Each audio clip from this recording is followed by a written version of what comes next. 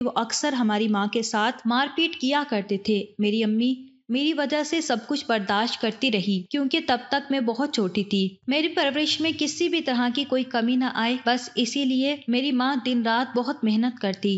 पापा के मरने के बाद मेरी माँ घर में ही लोगों के कपड़े सिलने लगी थी, जिससे हमारा गुजारा ठीक ठाक चल जाता था। मेरे पापा के बड़े भाई यानी कि मेरे ताया काफी दौलतमंद इंसान हैं, लेकिन हम माँ बेटी को वो पूछते तक नहीं थे। किसी भी त्योहार पर वो लोग मेहमान की तरह घर आते हैं और मेरे हाथ में थोड़ी बहुत मिठाइयाँ रखकर सिर्फ फॉर्मेलिटी के तौर पर हमें वो सब सामान देकर चले जाते थे। माँ की वजह से ही मैं आज एक अच्छे कॉलेज तक पहुंच पाई हूँ। कॉलेज घर के नजदीक ही था। कॉलेज में ही मुझे अरहम मिला, जिससे मेरी दोस्ती हो गई और फिर मेरी दोस्ती कब प्यार में बदल गई ये तो मुझे पता ही नहीं चला। मैं अपनी माँ से सारी बातें शेयर करती थी, लेकिन अरहम वाली बात मैंने माँ को अभी तक नहीं बताई, क्योंकि एक तो माँ वैसे भी परेशान रहती थी। इस पर अगर मैं उन्हें ये बताती कि मैं किसी लड़के से प्यार करती हूँ तो शायद वो और भी ज्यादा दुखी हो जाती। मेरे कॉलेज की छुट्टियां थी, इसीलिए अब मैं पूरे दिन घर में ही रहती थी और माँ के काम में थोड़ा बहुत हाथ बटा दिया करती थी। घर के पास ही एक नई मार्केट बनकर तैयार हो रही थी। इसी मार्केट में मेरी माँ